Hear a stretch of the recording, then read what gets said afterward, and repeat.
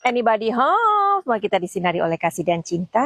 Dan buat kalian yang baru saja kesasar atau terdampar di sini, dan buat kalian yang baru saja kesasar atau terdampar di sini, aku sih pembisik kartu. Nah, tadi ngomongnya agak belibet gitu ya, makanya diulang. Gimana? Kalian masih mau membahas case-nya yang lagi viral yang belum selesai-selesai sampai hari ini? Sudah memakan waktu beberapa. Halo, kembali lagi di Melawan Lupa, channel yang membahas dan mereaksi berbagai isu yang sedang ramai diperbincangkan. Kali ini kita akan membahas Ruben Onsu dan Sarwenda, khususnya soal isu penyakit 3 huruf yang belakangan kembali menjadi sorotan. Pihak Sarwenda sendiri disebut membantah anggapan bahwa mereka adalah pihak yang pertama kali mengungkap isu tersebut. Yang menarik, isu ini justru semakin ramai setelah muncul berbagai potongan informasi, komentar netizen, sampai klaim dari orang-orang di sekitar Ruben. Bahkan, ada pembahasan yang menyebut Ruben sebenarnya tidak mengalami penyakit seperti yang dituduhkan, bahkan pembahas menggunakan tarot untuk memberikan kesimpulan tersebut. Tetapi menurut saya, tarot tetap tidak bisa dijadikan dasar untuk memastikan kondisi medis seseorang. Kalau berbicara soal penyakit, menurut saya yang paling masuk akal tetap informasi dari orang yang bersangkutan dan pemeriksaan dari tenaga medis, bukan ramalan atau asumsi dari media sosial. Beberapa bulan ya, 4 bulan, 5 bulan, something like that ya. Nah, jadi ini Madam Sugi juga penasaran nih ya. Ini Madam Sugi ambil dari Grid ID ya. Jadi pihak S ini buka suara tentang isu penyakitnya si R begitu ya.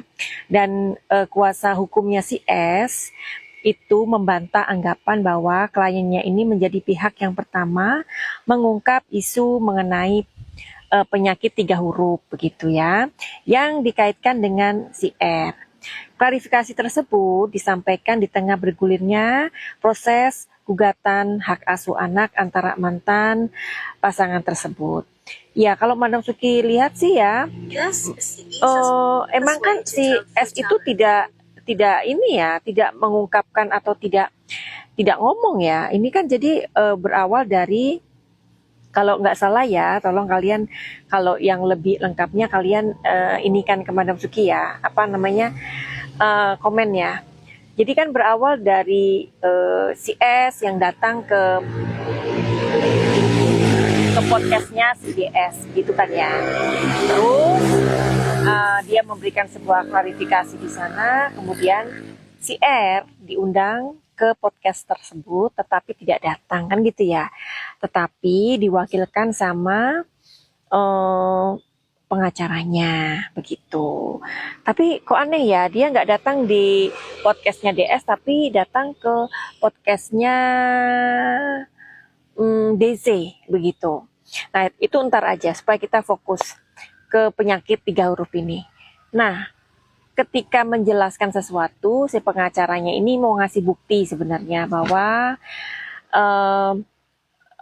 ada beberapa omongannya si S itu yang disanggah gitu ya. Bahkan diberikan bukti ya, fakta dan bukti. Ini loh yang katanya dia nggak pernah marah-marah di depan anak gitu kan ya. Atau juga ini loh yang katanya dia nggak ada komunikasi. Masih ada kok komunikasi ya. Dia kemudian menunjukkan begini. Nah di situ ada kayak obat apa, tapi itu kan langsung di SS ya, di SS sama netizen biasalah. Akhirnya itu menjadi sebuah bumbu atau ya mungkin yang meng-SS itu mungkin pemujanya Bunda ya, bisa jadi. Atau mungkin orang yang nggak suka sama R, kan bisa jadi ya. Tidak memuja Bunda tapi nggak suka sama R, bisa jadi ya. Jadi kayak momen-momen kayak gitu tuh dimanfaatin begitu. Nah, tetapi kita juga penasaran loh ya, sebenarnya si R itu sakit apa gitu kan. Terus kalau menurut kalian gimana nih? Ini memang akhirnya menjadi sesuatu yang panas lagi kayak bola salju gitu. Dan ada sih yang mengatakan begini, oh mungkin itu yang dikatakan adiknya ya, mungkin akhirnya dikait-kaitkan gitu loh. Mungkin ini yang dikatakan adiknya ya, kalau kakaknya itu punya rahasia besar dan sang adik ini sedang menjaga rahasia besar kakaknya, kan begitu ya. Nah, tapi ada loh dari sahabat-sahabatnya R ini yang akhirnya itu speak up dan mengatakan bahwa sebenarnya R itu nggak sakit seperti yang dituduhkan oleh netizen. Ini sebenarnya yang ininya siapa sih? Yang ininya itu sebenarnya netizen atau siapa ya? Ya udahlah ya. Kalau kalau apa ya? Kalau masalahnya itu semakin membesar begini, kita jadi bingung nih ya, siapa yang mulai dulu, si S atau si netizen yang bikin bikin apa namanya, bikin bikin bumbu-bumbu, kita jadi bingung kan ya akhirnya ya. Nah, ada beberapa sahabat-sahabatnya si R itu yang ya pastinya membela lah ya bahwa si R itu nggak seperti itu. Bahkan ada teman-temannya juga yang bersedia membela katanya si R itu nggak punya selingkuhan begitu ya. Tapi sih ya itu kan kata temennya begitu ya. Sah-sah aja karena temennya gitu. Tapi kalau kita menuju ke video yang akhirnya di-upload sama si S itu, kalian mendengarkan nggak sih aturan kan kalau misalkan si si R-nya ini selingkuh ya, pasti kan kata-kata yang kamu pasti kata-kata yang gini loh. Kamu nyewa orang untuk membuntuti aku ya. Itu sebenarnya harus diomongkan, itu seharusnya yang ngomong si R ya, bukan si S. Tapi ini kok kebalik gitu loh. Enggak, siapa siapa siapa yang membuntuti kamu kan gitu kan ya katanya si R ya. Maksud gini jadi bingung gitu loh, siapa yang katanya si S kan si R ini selingkuh, tapi kok si S itu ngomongnya kayak gitu. Kamu nyuruh orang buntutin aku ya lah. Lah orang yang dibuntut-buntutin tuh biasanya orang yang dicurigai kan. Oke lah, without any further ado, Madam Vicky ini pengen cari tahu. Sebenarnya ini sensitif nggak sih ya? Tapi ini mudah-mudahan kalau memang ada faktor X, Madam Vicky nggak akan baca ya kartunya ya. Nah karena gini loh, oh ini kan jagat maya ini di sosial media, terutama di negeri 62 ini ya, di negeri Konoha ini kan udah bener-bener kisruh gitu loh. Oh akhirnya mereka itu punya bahan lagi, apalagi yang pemujanya Bunda ya. Oh akhirnya punya bahan lagi kalau sebenarnya si R itu pantesan dia sakit kayak gitu, 3 huruf kayak gitu gitu loh ya. Oke ya, semesta, Manasuki mohon izin untuk diperlihatkan ya. Apakah sebenarnya isu yang beredar itu benar bahwa si R ini mendapatkan sakit 3 huruf ini ya?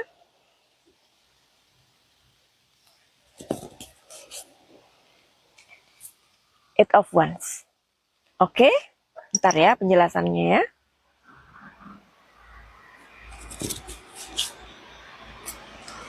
Nine of Swords. Kalian ini aja, ingetin aja ya ininya. Tadi yang aku sebut. 8 tongkat, 9 pedang. Ya, oke.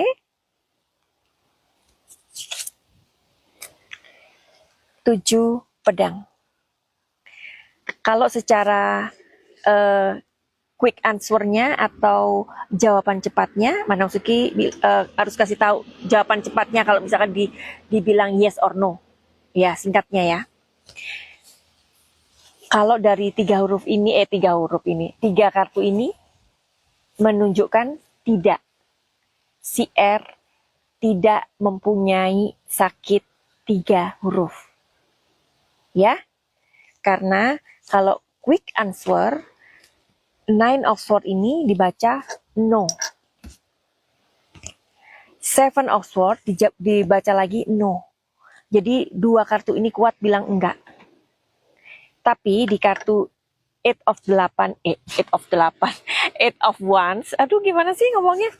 8 of Wands atau 8 tongkat ini memberikan sebuah arahan. Kalau si R ini kecapean.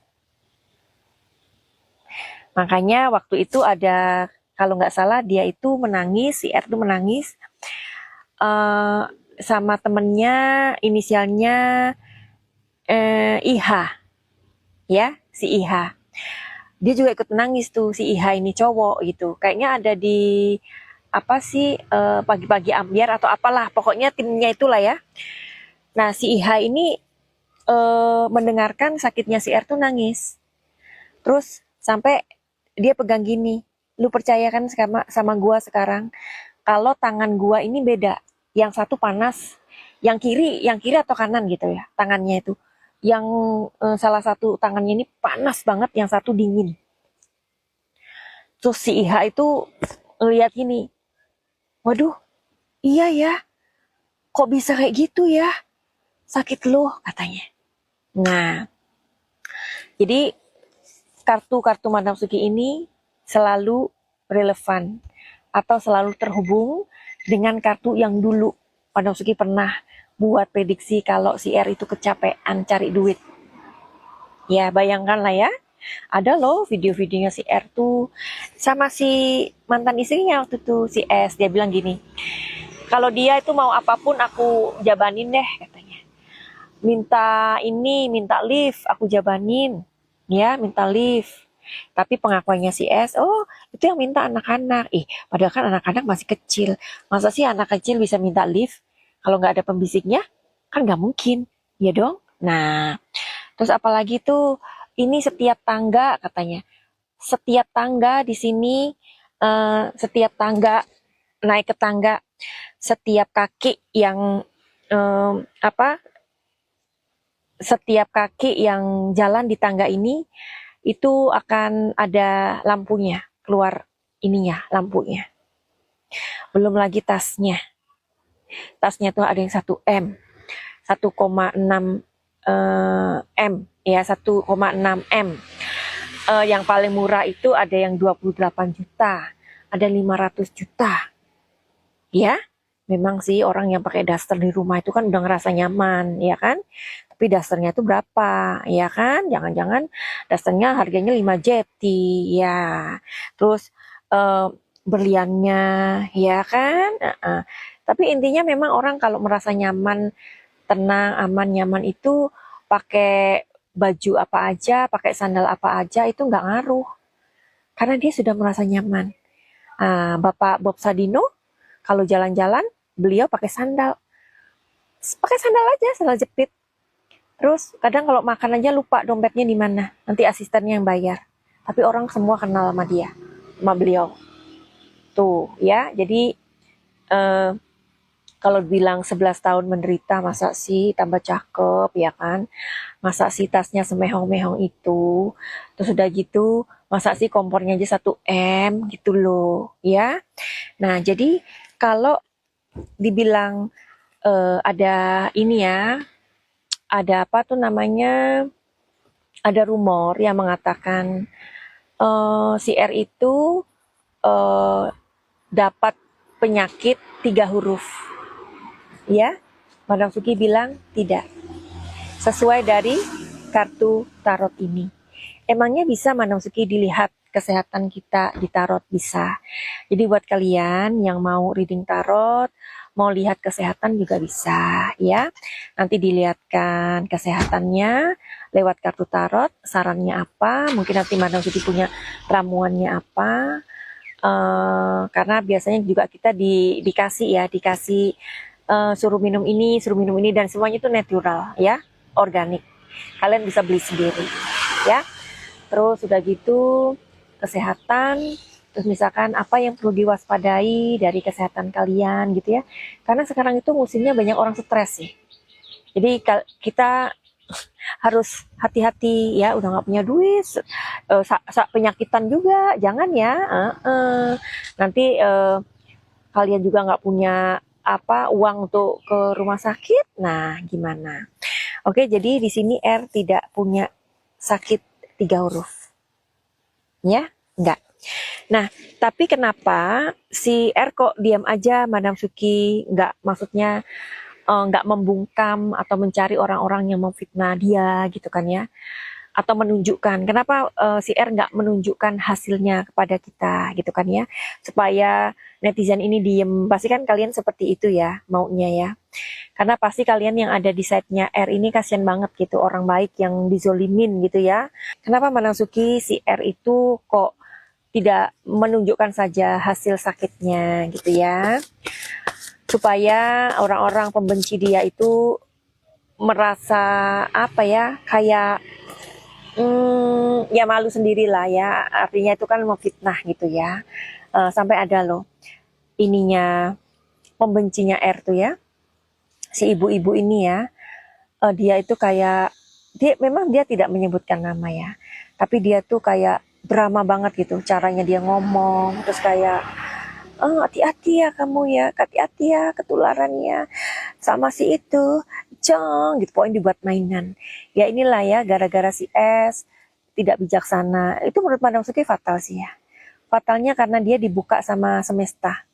Jangan bilang ini pertama kali, enggak. Orang yang sudah sampai seperti itu ngomongnya di publik, berarti itu sudah keseringan ngomongnya. Kayak misalkan 1-2 kali itu nggak mungkin. Tapi karena sudah keseringan ngomong kayak gitu, akhirnya itu adalah kebiasaannya muncul. Ya, meskipun sudah ditahan-tahan, akhirnya keluar juga. Ya, sepandai-pandainya tupai melompat, ya akhirnya dia jatuh juga kan. Gitu. Nah, kenapa alasannya kok si R ini tidak memberikan saja buktinya kepada netizen? Supaya dia gitu loh, supaya dia tidak dituduh punya sakit 3 huruf ya. Alasannya apa? Queen of Swords sebenarnya dia kepengen sih untuk memberikan buktinya kepada netizen ya, pengen ya, tapi sementara ini dia lagi fokus dengan pekerjaannya, dengan anak-anaknya. Kan katanya si R ini punya anak asuh baru ya, selamat ya. Karena memang Madam Suki ngelihat jiwa kebapaannya besar banget sih, gede banget ya. Kalau kita mendengar dia keibuan ya gitu kan, selalu kan di pihak perempuannya. Nah kalau si R ini memang jiwa kebapaannya gede banget, luar biasa ya. Jadi gini, dia hanya menunggu waktu aja, menunggu waktu. Yang sekarang ini si R ini sangat sibuk dengan pekerjaannya, dengan kehidupan barunya. Jadi nanti kita ya mungkin video yang berikutnya mungkin kita akan lihat gimana perasaan mantan istrinya tahu kalau si mantan suaminya ini punya anak asuh baru ya. Karena gini kan si S ini kan dia selalu mengkait-kaitkan semuanya tentang anak-anak gitu. Kalau memang dia tidak mampu untuk biaya anak-anaknya, ya anaknya yang 2 itu yang cewek dititipkan aja dulu ke papanya gitu, ke ayahnya. Karena menurut Madam Suki ya, orang yang sudah bercerai itu anak-anaknya memang nggak boleh dikasih pilihan sih, nggak boleh kita membiarkan anak itu memilih, ayo kamu pilih ayah atau ibu, nggak boleh loh ya. Karena mereka berhak mendapatkan kasih sayang yang sama, kasih sayang ibunya dan bapaknya meskipun orang tuanya bercerai. Itu sih, anak itu nggak boleh memilih ya. Tapi kalau misalkan ada alasannya pemuja Bunda bilang, mana mungkin mana mungkin dikasihkan ke bapaknya katanya. Udah yang pantas itu dikasihkan ibunya aja, ibunya yang bisa kok, lebih bisa merawat anak-anaknya.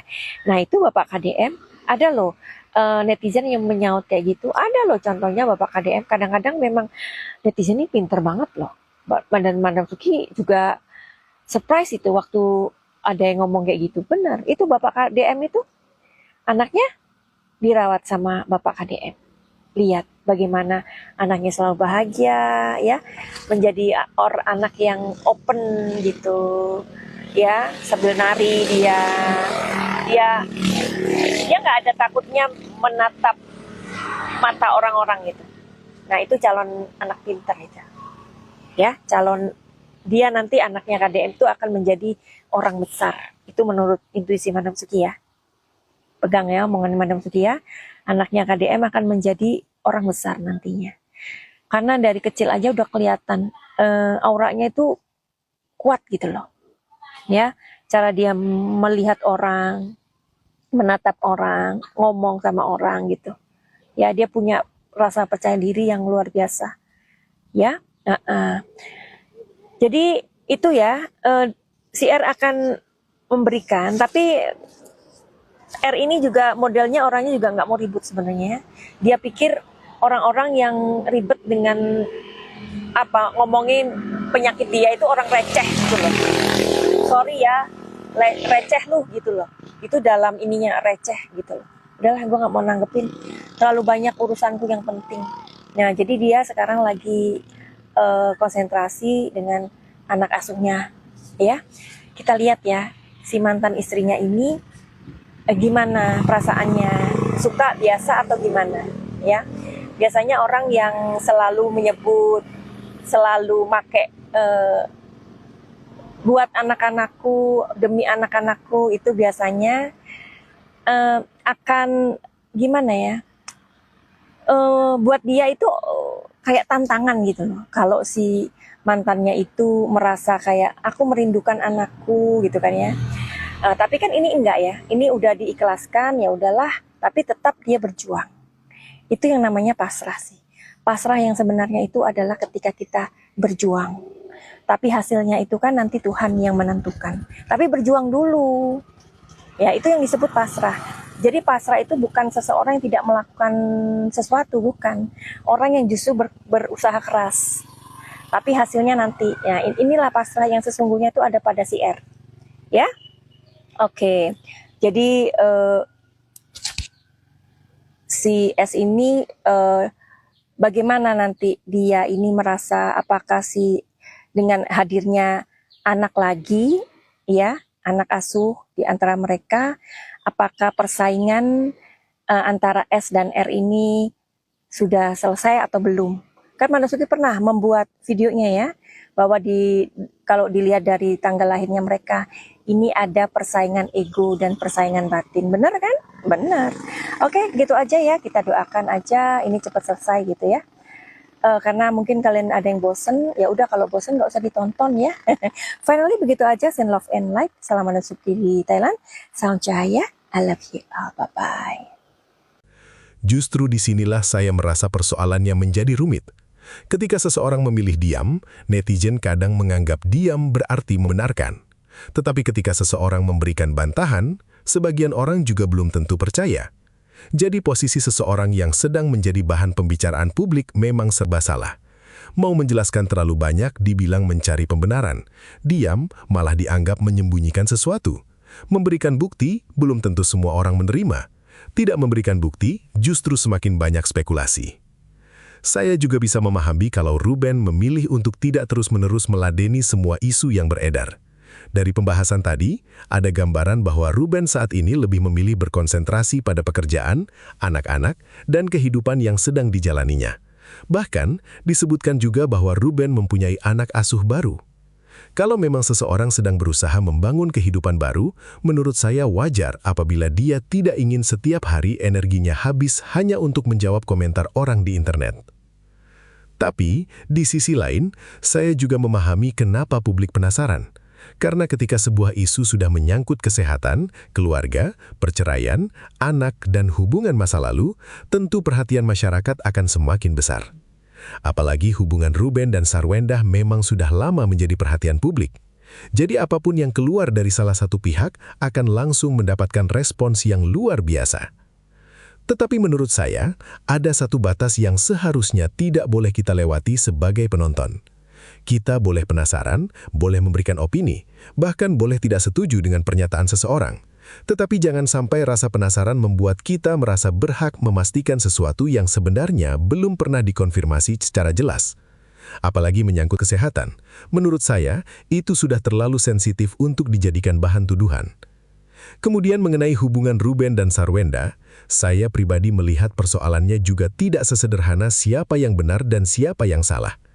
Mereka pernah menjadi pasangan, memiliki anak, dan sekarang sudah menjalani kehidupan masing-masing. Karena itu, setiap konflik yang muncul tentu memiliki sisi yang tidak kita ketahui. Publik hanya melihat apa yang muncul di depan kamera. Kita tidak tahu seluruh percakapan yang terjadi di belakang layar, tidak tahu seluruh masalah yang mereka hadapi, dan tidak tahu bagaimana kondisi sebenarnya di dalam keluarga mereka. Makanya saya agak kurang setuju kalau netizen langsung membuat vonis hanya berdasarkan potongan video atau pernyataan seseorang. Apalagi kalau potongan tersebut kemudian dipelintir menjadi kesimpulan yang jauh lebih besar. Hari ini orang mengatakan A, besok muncul potongan video yang seolah-olah menunjukkan B. Kemudian orang lain memberikan tafsir C. Akhirnya masyarakat sendiri yang semakin bingung. Saya juga tertarik dengan bagian ketika dibahas bahwa Ruben seolah memilih untuk fokus pada kehidupannya sekarang daripada meladeni orang-orang yang terus membicarakannya. Kalau memang benar demikian, menurut saya itu justru bisa menjadi pilihan yang lebih sehat secara mental. Tidak semua pertengkaran harus dimenangkan, tidak semua tuduhan harus dijawab, dan tidak semua orang yang berbicara tentang kita harus diberikan panggung. Buat saya pribadi, seseorang yang terus sibuk membuktikan dirinya kepada semua orang justru bisa kehilangan banyak waktu untuk menjalani kehidupannya sendiri. Kalau Ruben merasa ada hal yang memang perlu dijelaskan secara hukum atau kepada pihak-pihak tertentu, silahkan ditempuh melalui jalur yang tepat. Tetapi kalau setiap komentar netizen harus dijawab satu persatu, saya rasa itu tidak akan pernah selesai. Dan mengenai Sarwenda, saya juga merasa kita tidak boleh langsung menganggap semua pernyataannya sebagai bukti bahwa Ruben melakukan sesuatu. Begitu juga sebaliknya, pernyataan dari Ruben tidak otomatis berarti Sarwenda salah. Kita sebagai penonton harus bisa membedakan antara fakta, pernyataan pihak tertentu, opini, dan spekulasi.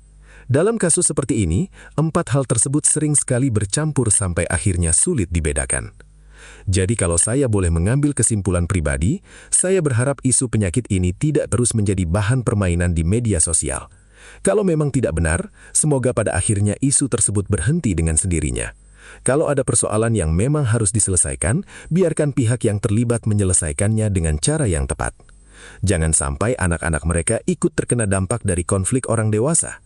Karena pada akhirnya, menurut saya yang paling penting bukan siapa yang paling menang dalam perang opini di internet.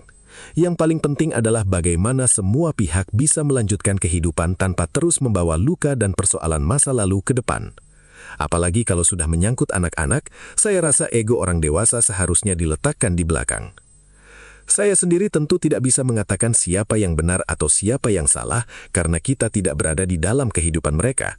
Saya hanya bisa melihat apa yang ditampilkan ke publik dan kemudian memberikan pendapat berdasarkan apa yang terlihat. Dan pendapat saya sederhana, jangan menjadikan dugaan sebagai fakta, apalagi kalau menyangkut kesehatan seseorang. Kalau memang Ruben tidak memiliki penyakit seperti yang dituduhkan, biarkan waktu dan fakta yang menjawab. Kalau memang ada sesuatu yang harus dijelaskan, biarkan pihak yang memiliki kapasitas dan bukti yang menyampaikannya. Kita sebagai penonton cukup melihat, memahami konteksnya, lalu memberikan opini tanpa ikut memperkeruh keadaan. Menurut saya, kasus seperti ini justru menjadi pengingat bahwa media sosial memang sangat mudah membesarkan sebuah isu. Satu kalimat bisa dipotong, satu ekspresi bisa ditafsirkan, satu komentar bisa menjadi bahan perdebatan berhari-hari. Karena itu, kita juga harus lebih bijak ketika menerima informasi. Dan sekarang saya ingin tahu pendapat kalian. Menurut kalian, apakah Ruben memang sebaiknya memberikan klarifikasi secara terbuka mengenai isu penyakit tersebut, atau justru keputusan untuk diam dan fokus pada kehidupannya sekarang merupakan pilihan yang lebih tepat? Jangan lupa tuliskan pendapat kalian di kolom komentar, tapi tetap sampaikan dengan bijak karena kita sedang membicarakan kehidupan nyata orang lain. Kalau kalian suka dengan pembahasan seperti ini, jangan lupa dukung channel Melawan Lupa dengan like dan subscribe.